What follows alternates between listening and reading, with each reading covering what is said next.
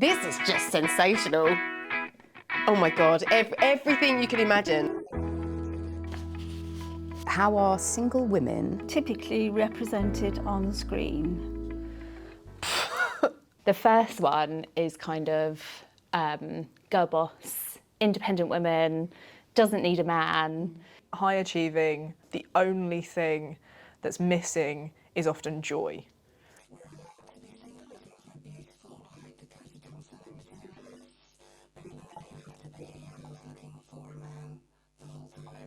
Carrie was someone that I related to because she was a sort of career woman. Well, I don't know why I did bunny fingers. A career woman in the kind of creative industries who hadn't got children and didn't seem to want to have children. Mm-hmm. Christmas films where the girl boss in the city goes to a rural town in America and meets the lumberjack and, you know, they settle down. It's this imagery of a man with his bros on a Hollywood hill in his beautiful, you know, property he's obviously worked really hard for, you know, because he's the man. And then a woman, if she's up there, she's some hard bitch that no one likes. I feel like women just, all they focused on is getting the shining knight in the arm.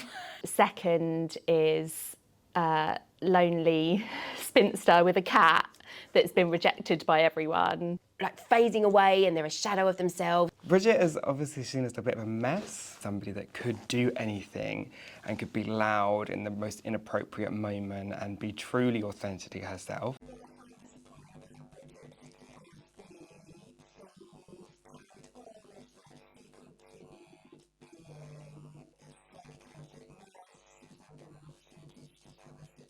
If they don't have children, it's always like a sad thing. They've tried, or they can't have kids, or they haven't found the right person.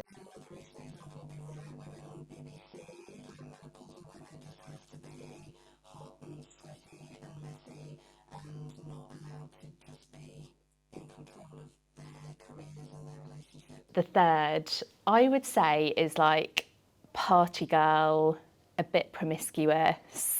It's Sex and City you. If you say you're Samantha, you're a fucking slap. You put it around. You don't want to settle down. You're the fun time girl. You're probably having affairs with married men. Society in itself still portrays women, and it's so evident on screen. There is a huge issue with you until you find somebody. Their life is all focused on man and becoming a wife. Oh, where's my man? Like there's always a man involved in a woman's story. There's never just a single woman doing her thing. In the opinion of Shulamith Firestone, sociologist, romanticism is a cultural tool of male power to keep women from knowing their condition. Try and minimise the importance of single or not. I think we should be treated as humans and we're just allowed to be. Career, home, marriage, babies, happy ever after. Which of these milestones haven't you reached? At my age, I kind of want to feel like I've done it all. I want to, but I haven't. Who said they're fucking milestones? Not my fucking milestones. I am fucking happy ever after. Okay, if I'm going to answer what is written down there, career, fucking smashed it. Career, I'm on the way and I'm loving it.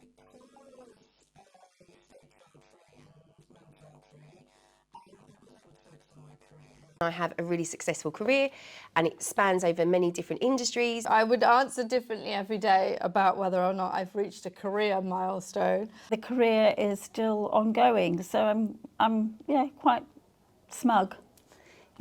I've now managed to kind of build a life self-employed that really aligns with my values and the way that I like to live life. I've reached a level of career where I have autonomy and I can pivot, which is fucking huge.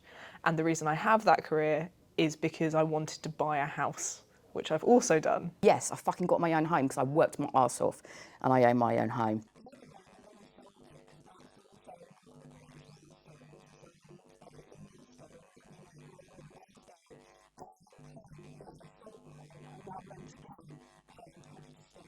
I was like, oh, I can't move until I meet the right partner, and then we can move in together, and, you know, it's all dependent on whether they want a family. When I was being brought up in the 1950s, 1955 I was born, it was the culture that, you know, your old age was spent with a professional chap in a beautiful cottage, in a village, with a nice car. One of my male best friends said, you just sound like your life's on pause. Why are you waiting? And I was fucking furious at him. I was like, my life is not on pause. How dare you say that to me?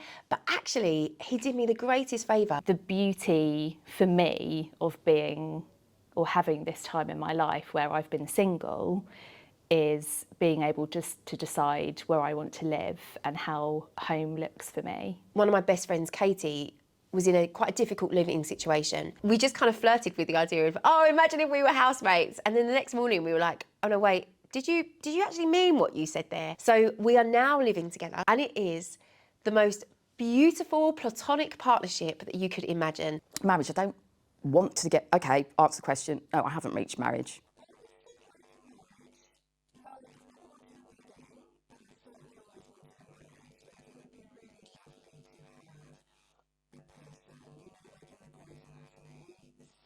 I'm a queer, non-binary person who's lived a very untraditional life.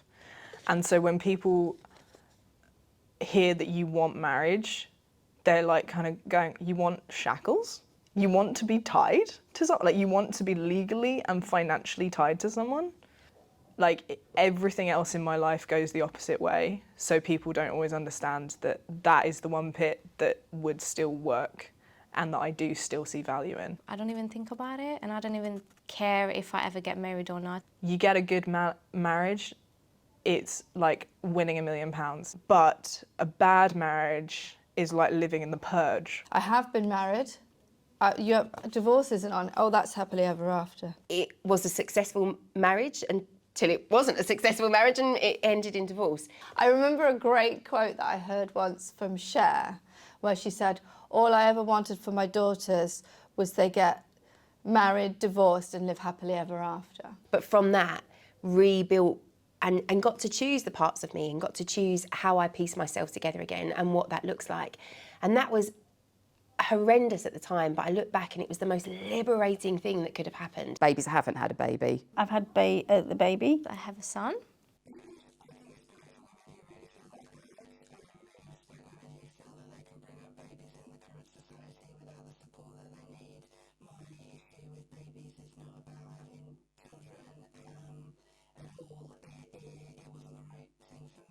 I think I'm more suited to being a foster parent than I am a you know, having a child that is my DNA, or going through pregnancy doesn't really interest me. Being a makeup artist and now a film writer, it's all I could really want, and that's my children, that's my relationship, that's my home, you know. I am fucking happily ever after though. Work in progress, that's me. A lot of milestones that you experience as a single person that I feel aren't necessarily celebrated enough by society. Keeping myself in like a great mental place is like all I really could want.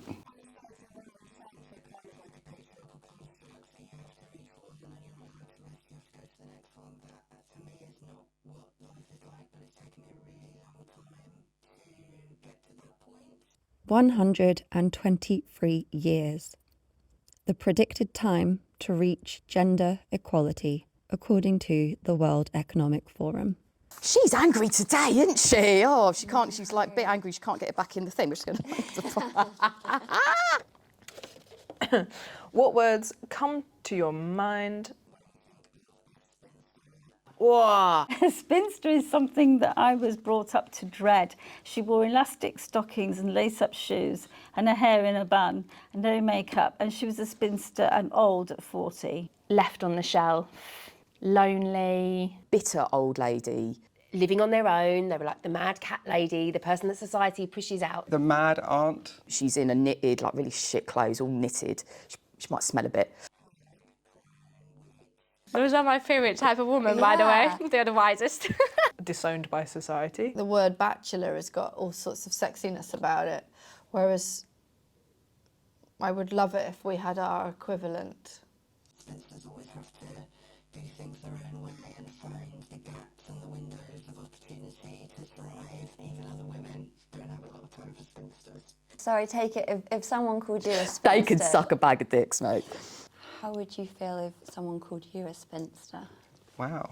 Yeah, I think I'd feel weird. I'd say get with the beat. I wouldn't like to put myself in that category. I wouldn't take it personally, but I would just think that they are completely in the past, uneducated. I should be a proud spinster. I'm going to fucking reclaim it from the patriarchy. They don't deserve that word. We will show them what a spinster is, and we will show them what it looks like, and re-own that word for ourselves. But it's had such negative connotations throughout history, and there are so many of my ancestors who I just want to say to them, I'm so sorry that you had to experience that. I imagine many of them were really fucking blissfully happy. Okay, starting from now, we're reclaiming spinster. Should write a film about it. I should, shouldn't I? Yeah. Okay. Oh my God! Originally, a spinster was a woman who spun wool for a living. This financial independence meant she didn't need to marry.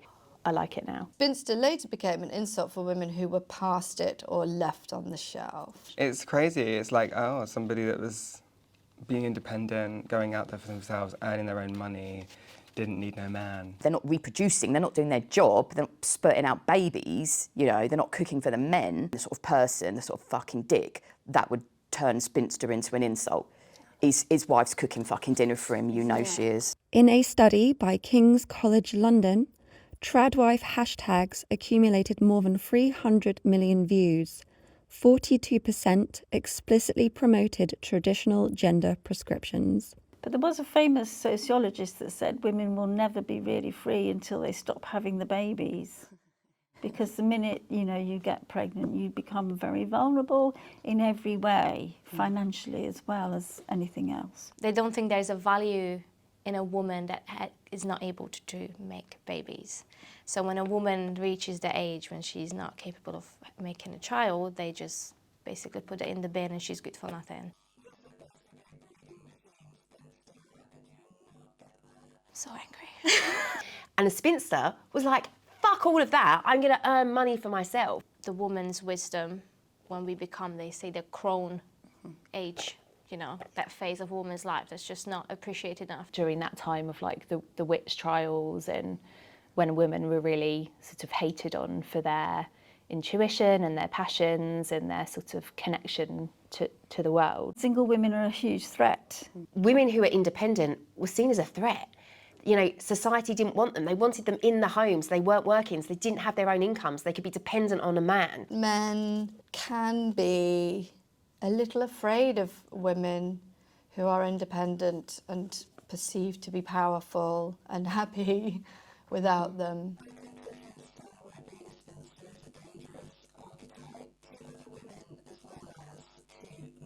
Their way of dealing with that is to turn the thing into a negative thing.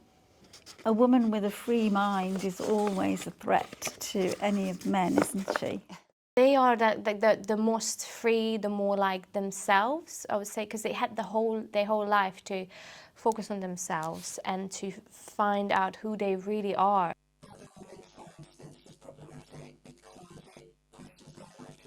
Probably because single women have financial independence and they don't, and that a lot of them feel trapped. And I think a lot of good things in life are turned into an insult, and anything that's got a bit of glory to it can be put down. Women control the majority of cultural spend. There's not a single female cultural-led trend that hasn't been exceptionally profitable and also belittled to the point of internalised misogyny.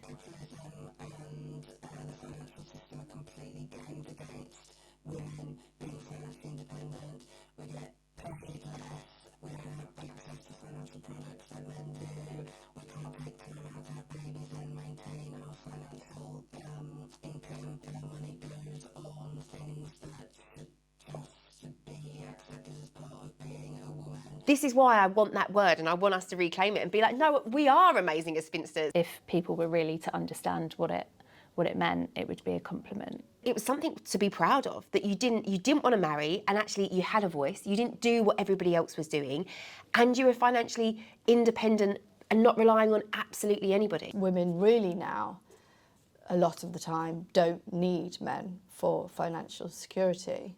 And if they don't want babies either, maybe it'll be them on the shelf. Mic drop.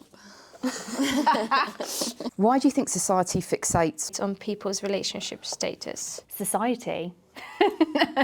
There's two parts of this, right? Okay, so the first is population control. And like, as a national thing, it is easier to be able to regulate a society if it's fixed in some kind of way, if it's slots into some kind of system. A societal construct of do the marriage, do the babies. I'm not saying it's an inherently good thing, not saying it's an inherently bad thing, but it is easier for the people in charge to manage a population, to distribute welfare. The whole of the financial system is geared up towards keeping couples together because couples are more productive, they think.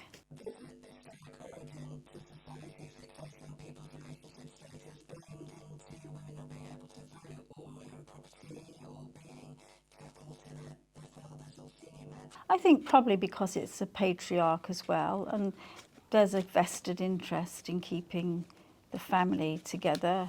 Society and patriarchy seem a bit like the same word at the moment, I think. I don't think society is sort of equally represented by women or controlled by women. So society fixating on people's relationship, I think is men fixating on that. And whether women are in relationships or not seems to be really troubling them for some reason at the moment. If women are not in this box, how are they going to make more babies? How are they going to pass my genes on? Where are the men going to go? I think they're scared of disappearing. Do you know what I mean? Right, really? Ain't none of your business. But they seem to want to worry about it. Elon Musk says shrinking birth rates keep him up at night. Aww.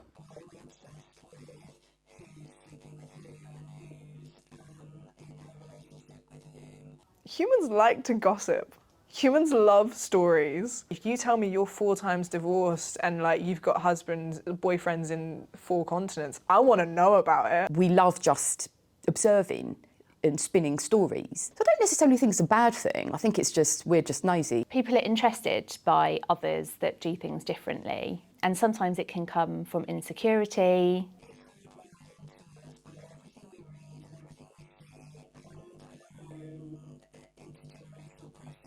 You know, we grew up watching Disney and the woman always gets rescued by the man, and that's our coding, essentially. I don't know, it comes from like your nan, like, oh, I wish you'd meet someone. Like, there's always this, you're going to grow up, you're expected to be in a relationship, and people feel quite sorry for you if you're single. You are not successful unless you are in a relationship. And unless you can morph into this idealised view that in a relationship you're safe, and in a relationship you can be looked after, and in a relationship you're dependent on somebody. So we are brainwashed into believing that that's the only way we should be. That's on a pedestal. But actually, I know so many people in my life who are in relationships and they're deeply unhappy, they're deeply dissatisfied. People love to ask single women and men about their love life and their dating life, even if you haven't said that you're actually actively dating. Sometimes that doesn't feel great, to be honest, because it makes it feel like not being in a relationship is just a waiting room for a relationship, rather than actually being a destination in itself that you can just enjoy in the moment. Being single is a privilege previous generations of women couldn't choose. What do you love about it? Wow, that's kind of made me feel a bit emotional reading that line. Well, this is something that makes me so emotional. Sorry. No, take the time. This one's interesting because my mum actually has told me that she's jealous of me. I saw this video of this lady, and she's in her like 70s. And there's this interview, a guy goes to her and asks, what's the one thing that you wouldn't do in your life? Like you regret doing, and she said getting married. The word she used last year was, she said, I want you to live an expansive life. And that is something that she's never been able to do. There was no choice not to get married. Sorry, I'm such a crybaby. Fucking heartbreaking, where women are, you know, in still to this fucking day in society, how it goes on that women are forced into marriages and rank fucking, I can't, you have to stop thinking about it or you'll just be sad. 12 million girls are forced into marriage every year. That's 23 girls every minute. From UNICEF. I don't think a lot of people understand that, like men definitely understand like how it is. Just thinking all those women, you know, like, because I'm so passionate and I'm sure they all had all that passion, you know. And this was like just taken away from them, and we don't really know how many lives we get, or is it the only life? And I know how much I have in me, and I'm just thinking, what were their dreams? I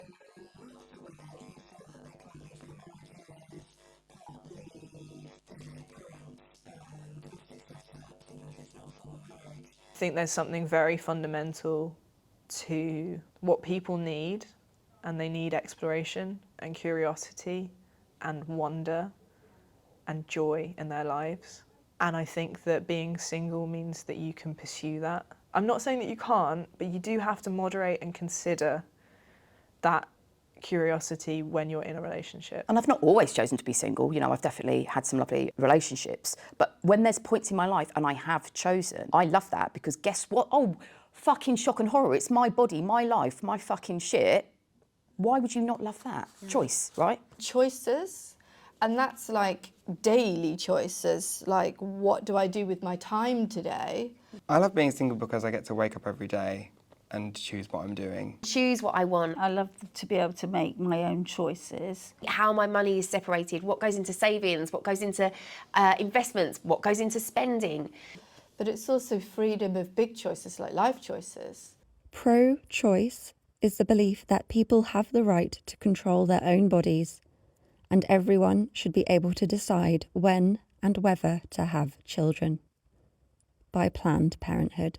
If you're in the right relationship, you can still be the architect of your own life. You're just kind of doing it with someone, but that hasn't been my experience. One of the things I really love about being single is listening to my women friends who are in relationships complain about their men and thinking, I'm so glad I don't have to deal with that.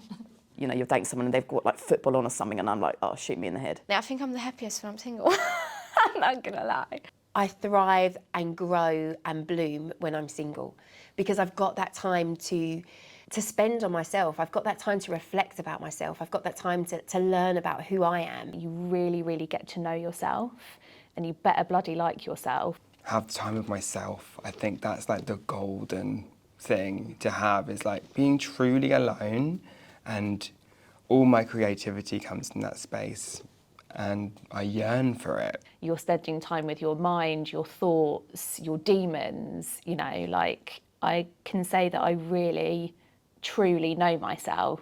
Once you get past menopause, there's a certain liberation to it. And men see you as you, and they don't see you as the next bowl of strawberries, like, you know. Do you see what I'm saying?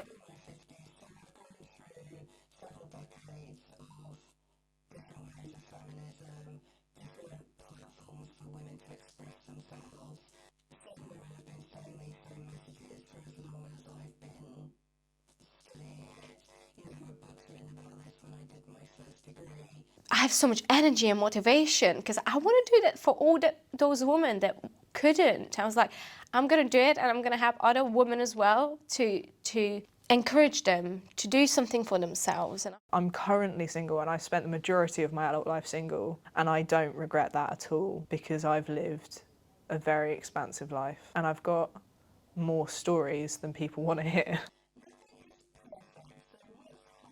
about being so independent. Thank you so much for including that, because being single is wonderful, but there is also a shadow side of it. Sometimes you just get tired. Sometimes you just want someone else to be strong for you emotionally, to sort of feel held. You don't get hugged. because I have a child, I'm not gonna lie, because I'm alone with him, and I don't have family around here that helps. I tend to get a bit like, I just need a minute. You have to have this hard exterior shell because there is nobody else to fall back on. And I wouldn't say I'm lonely, but there's things I really miss about being in a couple. I want to curl up on the couch with someone and like snuggle up and have little moments, little pockets of kindness. Woke up horny and hungry, and I would have loved to have had some amazing sex, and then my anyone, even if it was a friend, to go and cook me breakfast. Coming home and somebody being so invested in your day and getting to share that with somebody. Just to have that witness to your life and to share things with. Yeah. Because even though I've made some really big decisions on my own, it can be challenging. Actually being responsible for all of your decisions all of the time can just sometimes feel a bit tiring. But then I smack myself and go, you're so lucky to be able to do it, love. That's a first world problem, right?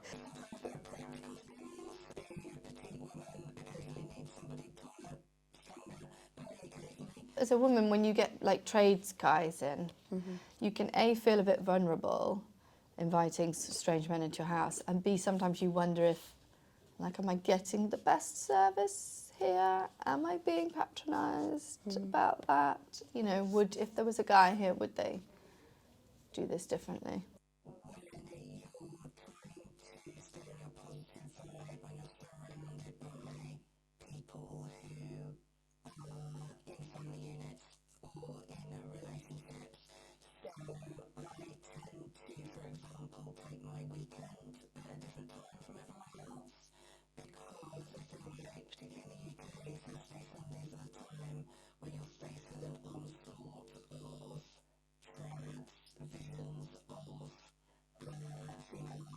Definitely finances, especially now. The financial of it, being independent and having to support yourself and striving to be on your own, it's like, is that a possibility? Is it, I've won the lottery?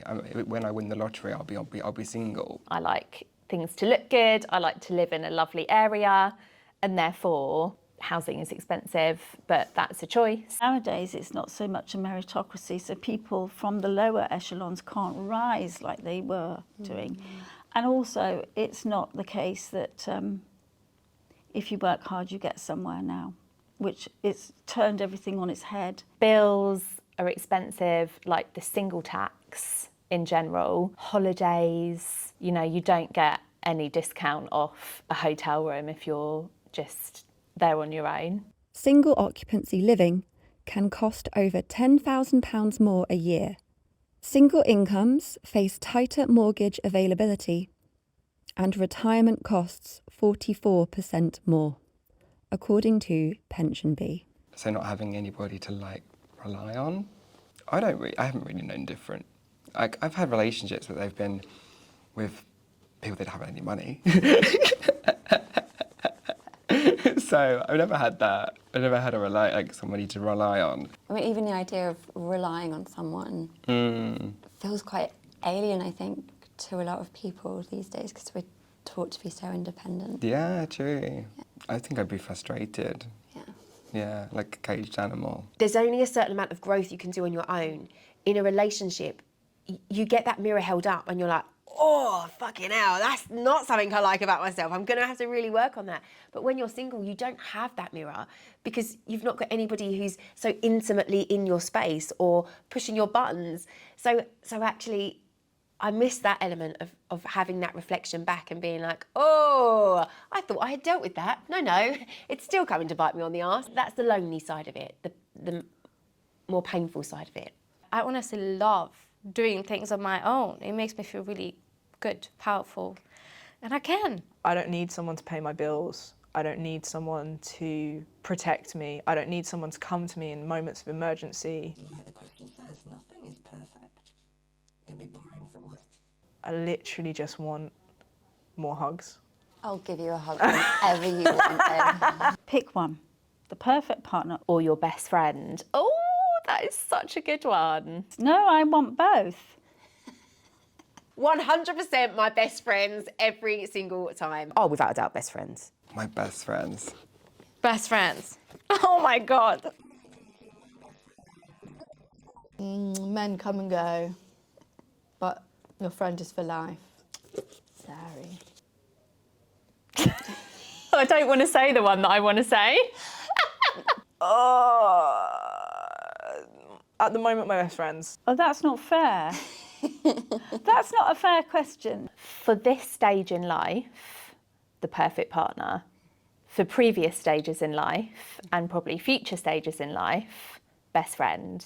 I've got best friends at the moment, but I haven't got a perfect partner, so I'll say best friends then. Yeah, I would probably pick the perfect partner. Sorry. No, you want to know both sides, right? I do think there's like everything, life is seasons. I have spent a lot of my life loving being single and a lot of my life in relationships with not the perfect partner. So it's the perfect word of the perfect partner that's making me choose it. The perfect partner. I mean, the perfect partner just wouldn't make you pick. But the perfect partner would be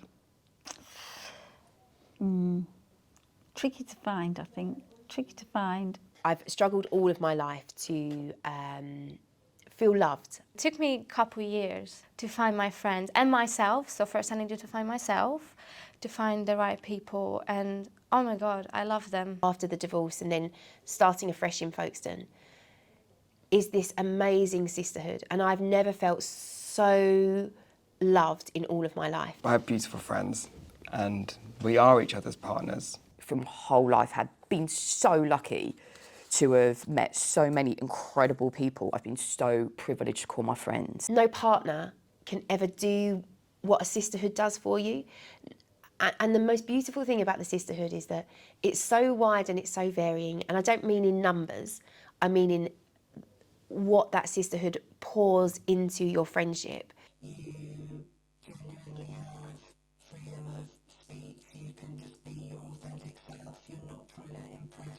That person that's so in sync with your mind. For me, there's no such thing as a perfect partner because they can't be all of the things you need them to be. But a sisterhood can. I think my soul came to the UK because my soul family is here. There were times it would be nice to have a partner, but if I didn't have friends and I just had a partner, oh no, that's not the one. 1,000,000% friends. I'm going to put that back in the envelope. I don't like that question. Thinking of your best and closest friends. How do they make you feel loved? I'm gonna cry again. Oh my God. I'll be here all day. They date me. So they buy me coffees and they bring me flowers. From their incredibly thoughtful gifting to the fact that they invite me and they include me in absolutely everything. When they seek my advice on things, it's one of the greatest gifts that somebody entrusts you to be able to do that. To supporting me in things that I'm running and showing up. And I know they don't give a fucking shit about anything that I'm doing, but they're there as a friend. Being a friend takes time and energy, and it's inconvenient. My friends repeatedly inconvenience themselves to help me with all my little projects and ambitions. By being curious, by not putting me in a box or branding me as single, just because I'm in a period of my life where that is where I want to be. And they'll give me space to talk about myself without glazing over. They just know me inside out. Old friends know the journey of me to now. Our lives have all gone in different directions. Two have had children. We've all moved to different places. So we don't get to speak to each other very much, but you know that that connection is still there, whatever happens. Phases of life, I feel like we just accept it, and even like we know that you're busy. We don't take it personally, you know, and we're just there whenever. You can not speak to them for a while and then you pick up the phone and it's all just the same as it was. Even if they don't have the right answers, which they usually do though, they just there to listen and just hold me, be there, and they always want the best for me. See me through life, you know, take in all my highs and lows. They ride with me on the high and they just listen when I'm live. Someone holding space for you, whatever your mood, and not expecting you to perform in a certain way all of the time. For so long, for months, they wouldn't agree with me, and they're still there until I'm out of that situation. And they won't say, I told you so. Never. They never tell me that. Oldest friends make me feel loved by knowing me completely, and the new friends make me feel loved because I've chosen them to be in my life. Like, we've chosen each other to be friends, which is quite difficult in adulthood, I would say.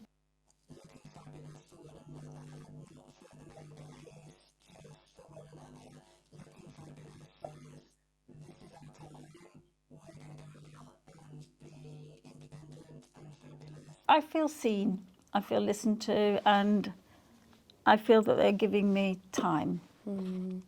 A lot of people are very time poor, and time is precious. When times are hard and sad, they show up with they don't want anything from you. They're there, they'll be there to cry with you.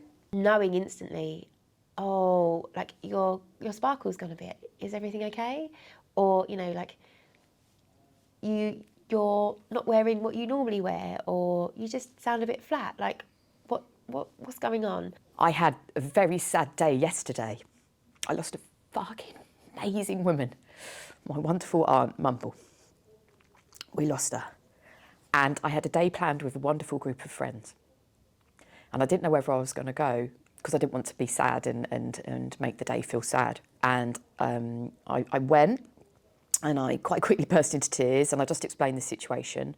And oh my God, when I say a show of friendship, of love and care and wanting to hear about Mumble, wow, that's love.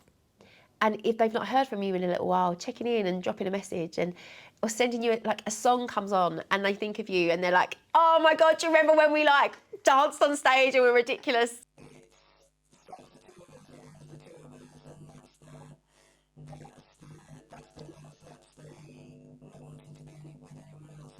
I feel like women are just like, we are really good at working together and supporting each other now, and I just love it. I can't really explain that feeling. Yeah. That it's something else. A landmark study at UCLA found that estrogen enhances oxytocin, the love and social bonding hormone, reducing stress in groups. It's like a tidal wave of love when it's your sisterhood, and it's just the most uplifting, empowering feeling. So much better than love, like romantic love or that relationship. This is something else. They make me feel loved all the time. All of my girlfriends do. I feel very lucky. That's so nice.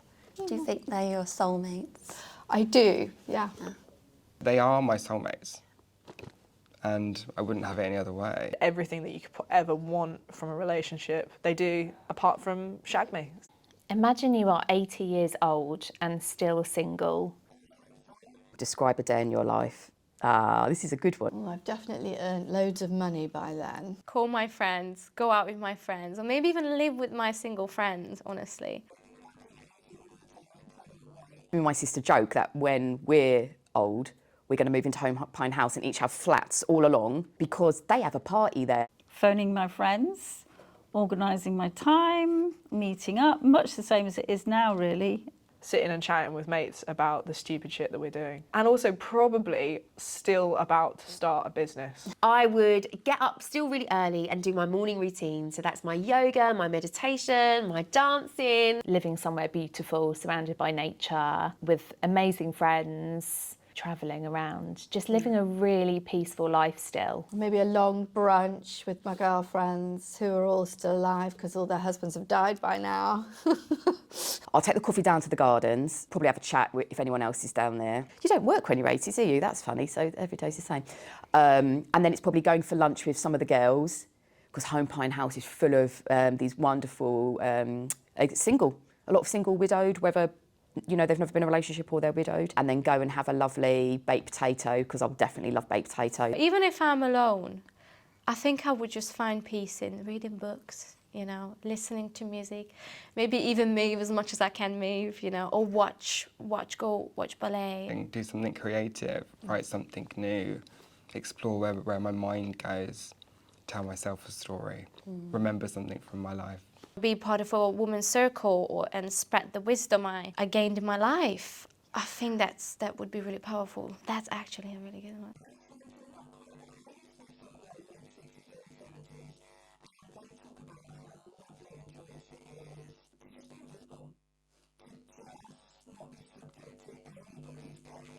It would be by the sea, so I may have a dip, I may not, I probably would, and by then I wouldn't give an absolute fuck, so I'd just go naked, I'd just go skinny dipping, because that's, that's what I do as an 80-year-old.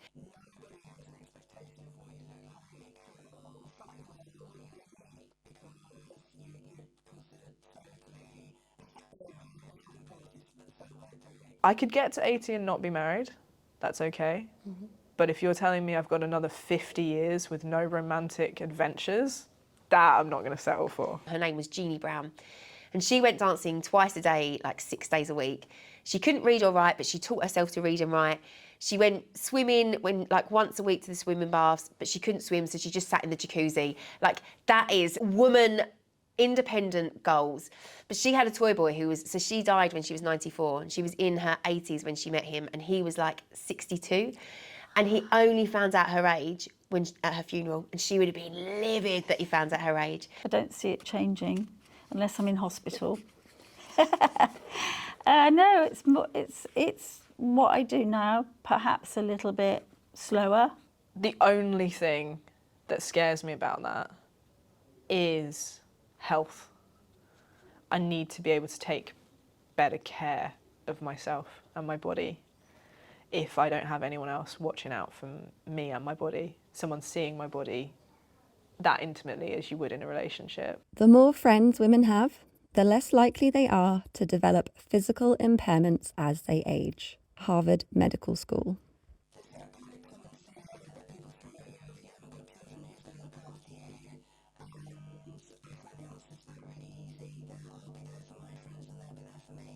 Female friends that have got any kind of caring responsibilities, and you notice sometimes that they don't have a support network around them because they've got a partner.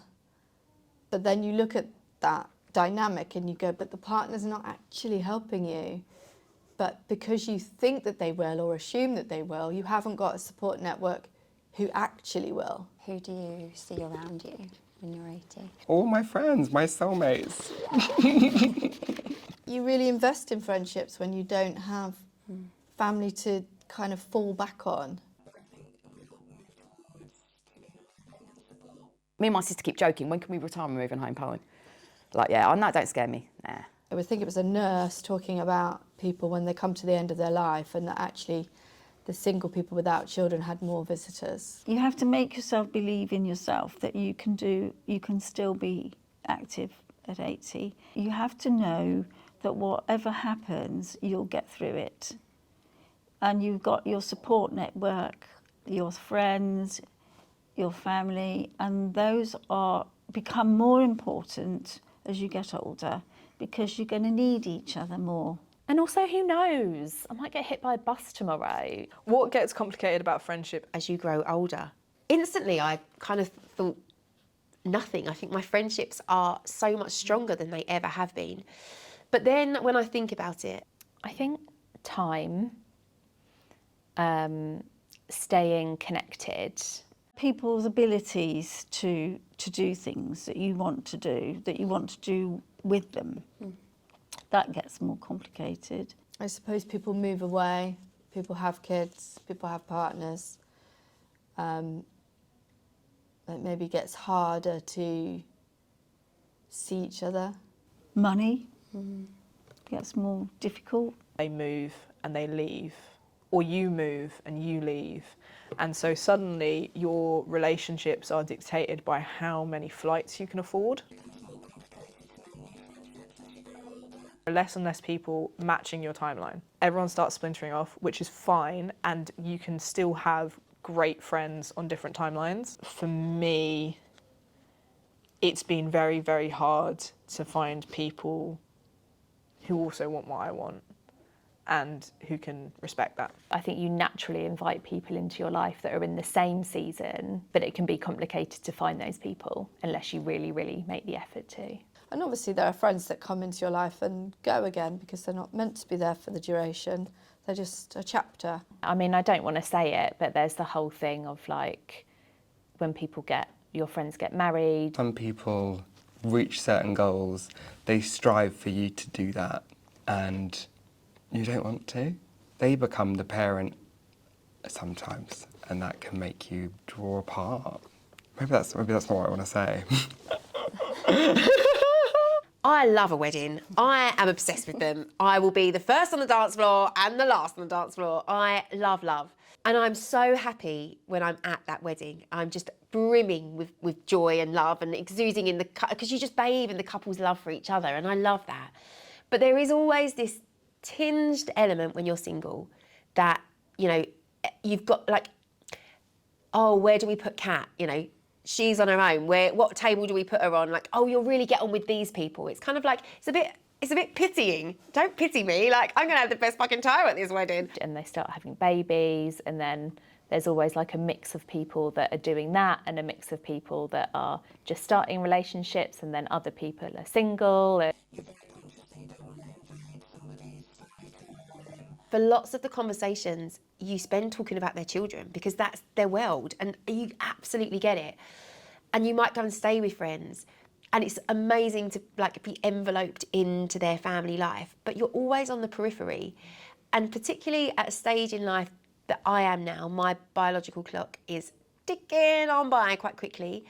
And I'm quite envious of the amazing women in my life who are so adamant that they don't want children, because I'm still on the fence about it. I didn't realise, but I had postpartum depression.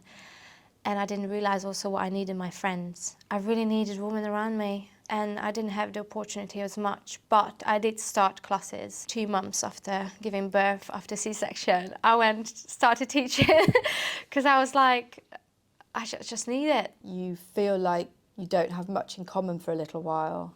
Friends drift away to travel, have babies. Have you found that those friendships have sort of gone away and come back again? Yes, I did actually find a couple of them have done that, which is really gratifying. And they're different then. They come back different and grow, you know, more changed. Interesting.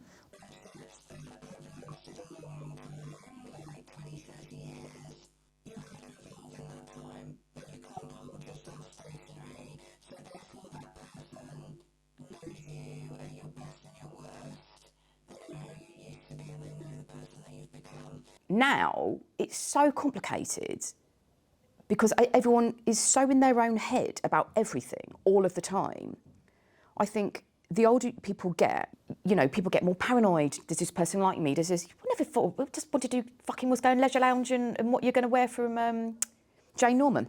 And now it's like, oh, have I offended them? Have they done a thing? Oh, I didn't invite them. Oh, I forgot to invite them. And all of this. It's like we had a book of friendship there, and it was like one of them little ones you'd have on the coffee table or in the loo or something. Now it's like a fucking, like an encyclopedia. If you miss them, tell them.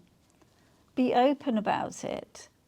It's perfectly fine to say, where have you gone? You know, what are you doing? In this day and age, we've got so many different forms of communication. It's quite ironic that the way we communicate is kind of economical. If you don't communicate it, you won't get anything back. So you have to make an effort. If it's a real friendship, then you'll kind of come back together and it will feel like you've seen each other the whole time.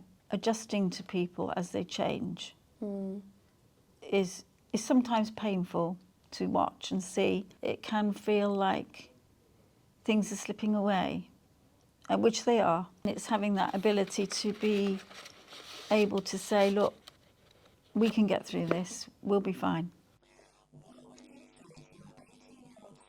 Wow, okay. To inspire them for the future. Yes, okay, here's a good one. Let me imagine her. I need to see her. You're gonna fuck up. You're gonna have the most incredible experiences of your life. I will find my people. I think because I was really lonely. Life is going to get really, really tricky. And there are going to be so many hurdles that you have to jump over. And there are going to be times when you feel like the best option is to not be here anymore. Things get better is such a shit phrase, but true. You buy a house. You get safe. You get safety. This inner resilience and this inner grit that will get you through. I was a fiery motherfucker back then. I have chilled. I would say maybe chill a tiny bit. Don't be quite so angry at the world. Just a bit of a waste of energy, that's all. And when you least expect it, you are going to be so unbelievably happy with your life. You get to spend your late 20s learning how to dream. You are going to be surrounded by people that you don't need to change. You don't need to morph into what it is that you think you should be. Keep being yourself, because there was times when I thought I might have to just dim myself down a little bit to not be that lonely, but that never works. Believe that you're enough. And know that you are phenomenal and you do not need to change for anybody. Keep talking to people, open up to people, go to people, and to trust my instincts. And there will be really good people who see the best in you and they make it shine. My 18-year-old self yearned to be in the position I am now, but completely lived in such a foggy place. And you will be really proud one day to be in the skin that you're in. It was like a future that would never be seen. And now I am myself, which is amazing. Oh, obviously I always have been, but I didn't have the confidence I have today. Confidence ebbs and flows. Self-belief is that core, fundamental feeling that whatever happens, you are good enough. And there'll be really dark days and there'll be really colourful days. But just know that you always have me and I will never leave you. I feel like I very blindly went through life from that age, and all of a sudden got to like 30, early 30s, and was like, oh my God, what do I actually, what is my purpose here? Or what do I want to achieve? Where do I want to live? 18-year-old me wanted to get married and have 3 kids, I think, was the plan. A boy and a girl and a boy. I think she even knew that. But 45-year-old me is quite glad I didn't do that.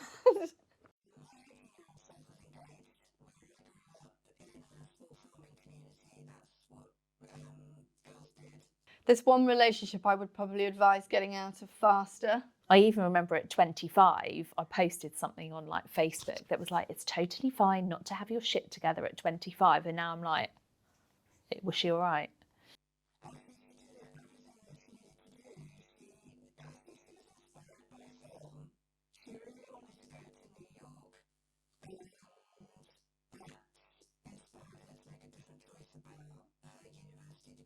What do you actually really want? You as a person, not what society tells you. Don't hold on to the things that are unnecessary for you. Yeah. Because nothing is actually unachievable. You should be able to look in the mirror and see who you are, your features, your strengths, and you should believe in them, and you should go forward into the world like you've got everything to give, and that people should be happy to be with you and pleased that you're giving them your time. I think I would have loved to have known how gorgeous I was in my 20s. I didn't know that. You were still And then I looked back at some photos and was like, oh, mate, how did you not know? Have fun. Like 18 is so young. I mean, it's easy to say that now. It doesn't really feel like that when you're 18, does it? You're like, oh my God, I need to have everything worked out.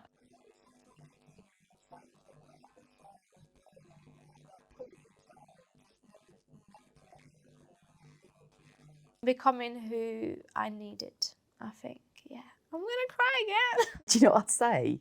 I'd go, fuck me, girl. You're going to have a fucking ball. Change nothing. I'm so pleased this is 13. My birthday is the 13th, so it's my favourite number. I love that there are 13 questions. Oh, I love this. It's just perfect. Is there anything else you would like People to know about single women. Ooh. We're really cool.